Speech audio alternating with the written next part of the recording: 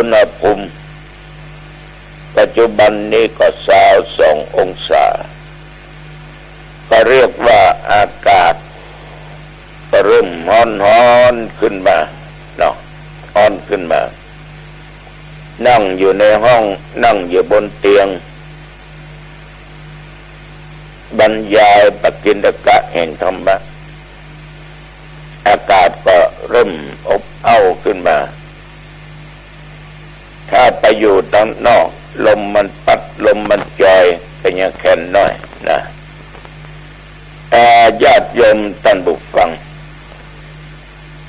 แต่วันนี้ก็ภารกิจกินของงายสักบึดสักเมื่อก็ไปที่วัดหางดง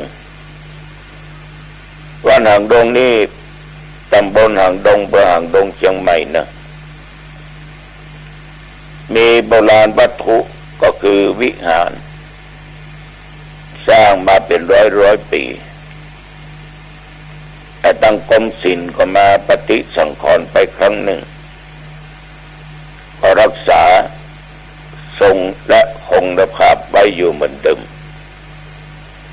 เพิ่นจะมีปอยหลวงอีกาจะตามศาลาลงวัดนี้ก็มีท่านพระครูเจ้าคณะตำบลหางดงเป็นเจ้าอาวาสมีตัวเจ้าอยู่2-3 ตนในวัดเพิ่นบ่ปูตัวนอนประเทคอนกรีตเหมือนวัดอื่นเหมือนวัดเฮาแต่ว่าท่านพระครูตนนี้เพิ่นมันนะชาวบ้านเพิ่นฮ้องว่าครูบาสีโมยอายุก็60 ปลายแล้วตื่นเจ้ามาไหว้พระสวดมนต์กวาดลานวัดนอกวัดในวัดเตื้อประ7 โมงปลาย8 โมงก็ยังเสร็จอันนี้สภาเล่าให้ฟังนะสตาปฏิบัติตานขันเข้ามาเจ้าพระครูบาสีโมที่กุฏิที่ศาลาพระลานวัดก็มันนอกก็ในสถาปก็เลยตานขันเข้าพระกุฏิก็ตานที่กุฏิพระลานวัดก็ตานในลานวัดพระนอกวัดก็ตานนอกวัดก็ออกไม่ออกนวัดเป็นเสนาสนะมีพร้อมคราวนี้จะตานจะปล่อยหลวงวันนี้เนี่ยว่าตานหัววัดจะแห่เขาละตึงนงตึงธงละทีนี้เปิ้งก็นิมนต์ทุเจ้าไปเจริญพุทธมนต์แต่ว่าเสร็จมาก็ฉันเพลถามเขาขี้มงเกือบเตี้ยงฟังนั่งรถไปงานเผาศพแม่ซิวที่บ้านดอยซิวก็เขากองไปจะไปบ้านก็หันศพกำลังออกก็เลยกลับย้อนปิกไปรอที่ปัจจาแต่ว่านี่ไปพบไปปะพระมหาเถระผู้ใหญ่ท่านเจ้าคุณเทพเจ้าคณะจังหวัดลำพูนเจ้าคุณเทพวัดละคังกรุงเทพพร้อมตุเจ้าเขาแล้วก็ครูบาที่วัดที่เมืองแป้นั่นนะก็มานั่งเสลียงมามีตุเจ้าไปกันนักไปกันหลายเป็นประจำเกือบทุกวันมีทหารมีตำรวจมีหน่วยงานราชการตะวันนี้คนก็มากมายกายกองไปร่วมงานเพราะคนตายนั้นมีดีอย่างใดญาติโยมต้นมีการหือตาลทำบุญตลอดว่าการบัดการบาการวัดเหนือวัดใต้ไก่ไก่ตกสลอกตกกองไปได้ช่วยได้ทำบุญได้แม่คนนี้เปิ้นก็จะไปก็เรียกว่าแม่เปิ้นป่อเปิ้นป่ออุ้ยแม่อุ้ยทำมาอย่างใดคุณยมก็ทำต่ออย่างนั้นต่อในทางที่ดีๆฉะนั้นตะวันนี้คนนักคนหลายก็หันตุเจ้าอันเป็นลูกก็น่าดีใจก็เปิ้นเนาะมาดึงเหงื่อแตกเหงื่อฟุ้งแต่เปิ้นก็มีความดีใจ ที่ได้จัดการส่งสักการตานขาบหรือแม่หรือพ่อเหมือนอาตมาภาพเนี่ยก็ม่วนอกม่วนใจลงเมื่อเสร็จภารกิจก็กลับมารอสักกรรมก็เดินออกกำลังกายเสร็จก็ไปที่วัดนอกไปไหว้พระสวดมนต์แล้วก็กลับมาอาบน้ำอาบท่าก็อยู่วัดอยู่ว่าแต่พ่อแม่พี่น้องญาติโยมทุกเจ้าขอฝากไว้ตัวอย่างหนึ่ง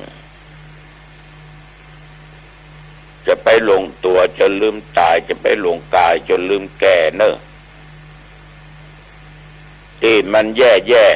ๆก็คือลืมพ่อลืมแม่บางคนลืมเมียบ้าง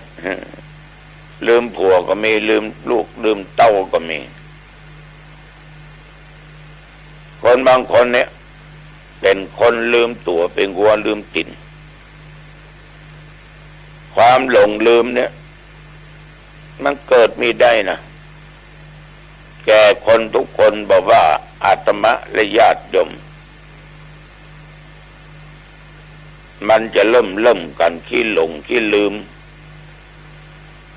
ยิ่งมีอายุมากขึ้นก็ลืมบางคนลืมแบบเขาลืมแบบของจะออกบ้านตั้งใจแล้วจะมีดไปตัวเพราะจะเข้าป่าไปตัดไม้บงไม้สางอย่างพอไปถึงก่อไม้เสาะหามีดไม่ไหนโมลืมใบลืมบอดพูดถึงที่ลืมแล้วก็คนเฮานี่เท่าแก่มาก็ถึงอย่างเงี้ยนายมเนาะบางคนนี่ปัญญาอีกอะมึงเป็นลูกใครแต่จริงก็ลูกมันนะลูกพ่อลูกแม่นั่นนะยังมาเป็นลูกใครที่แน่ๆญาติโยมมีตุเจ้าให้ตน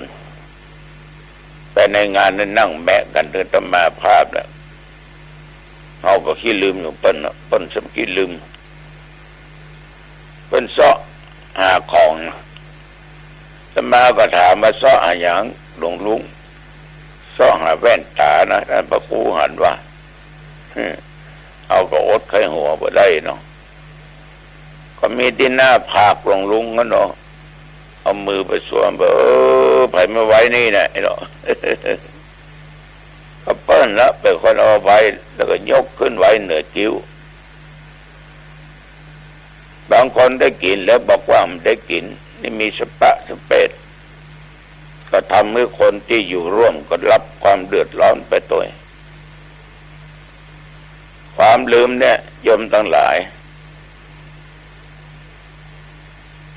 บางครั้งห้องนอนเนี่ยเดินเข้าเดินออกอยู่ตลอด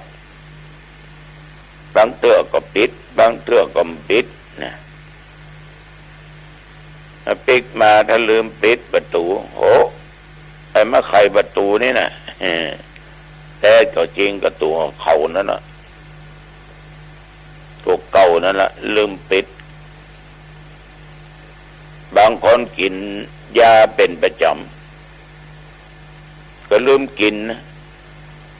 แต่ว่าทานเข้าแล้วก็ฉันยาหรือทานยาลืมไปแต่จอมได้กินยาสักกำนักเข้าญาติโยม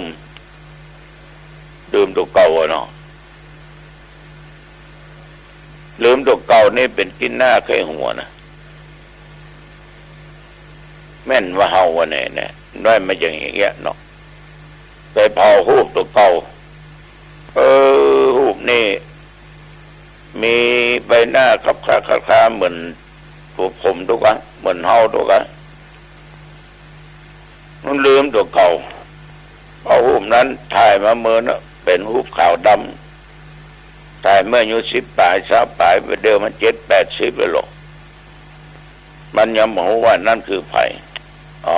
เป็นว่าตัวเฮาเนี่ยกะ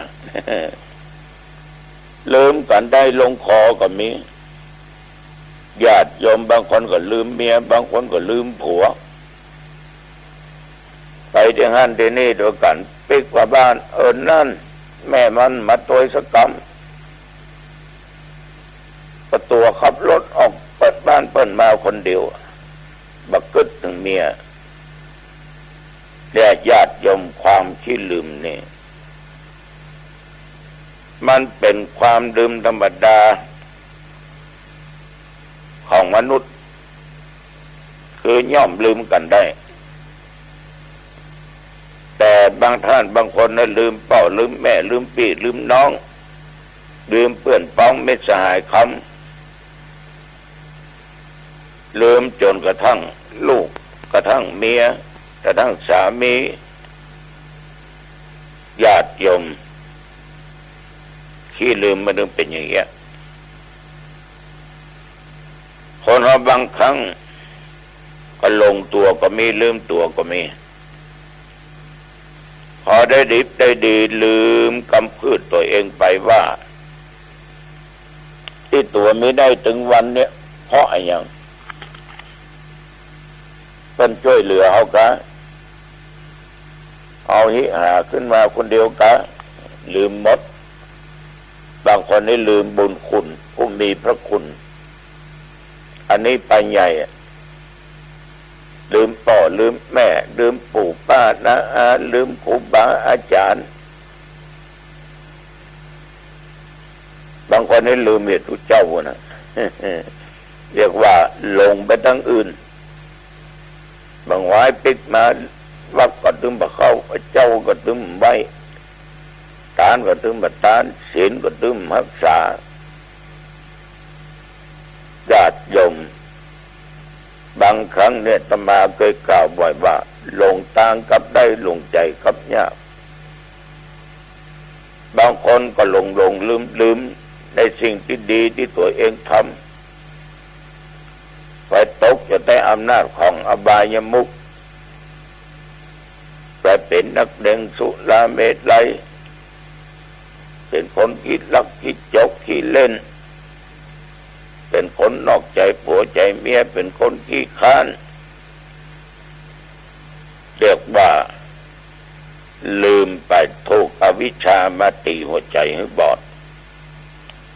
ฉะนั้นพอออกไม่ออกญาติโยมความที่ลืมพุทธเจ้าจึงตัดเตือนไว้ว่าอัตตานังนามิวัตตยะแปลว่าบุคคลบุคคลลืมตนฉะนั้นธรรมาภาพจึงขอเจริญพรญาติโยมได้โปรดพิจารณาตนเองว่าท่านเป็นไผมาจากไหนเป็นลูกเต้าเราไผกำลังทำอะไรอย่างกำลังคิดอะไรอย่างที่ทำอยู่อยู่คิดอยู่ถูกหรือผิดบัณฑิตสรรเสริญหรือจะตำหนิก็ต้องสอบสวนทบทวนฐานตัวเองท่องเพื่อป้องกันเมื่อได้ลืมตัวดังคนโบราณเป็นสร้างพุทธรูปองค์เล็กๆน้อยๆเนาะเอาไว้เพื่อให้ลูกหลานห้อยคอติดตัวไปหั่นไปนี่ก็เพื่อจะเอาไว้เตือน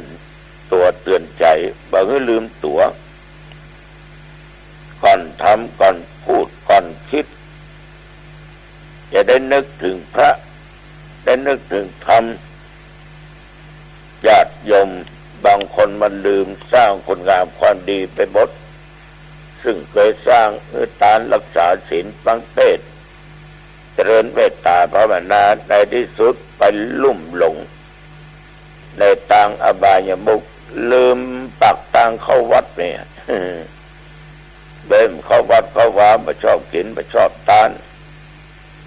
ญาติโยมระวังเนอะหมดลมหายใจของดีมีน้อยของบดีมีหลายอันบดีความชั่วน่าจะปาเอาไปทางบดีถ้าของดีเขามีนักสร้างคุณงามความดีนักทั้งกายวาจาใจตายไปแล้วก็ไปสู่ทางสุคติไปสู่ในทางดีเกิดในที่ดีๆอันนี้ตุเจ้าก็ขอฝากไว้กับญาติกับโยมเอาละอันว่าเป่าสมควรแก่เวลา อายุวันโนสุขังพ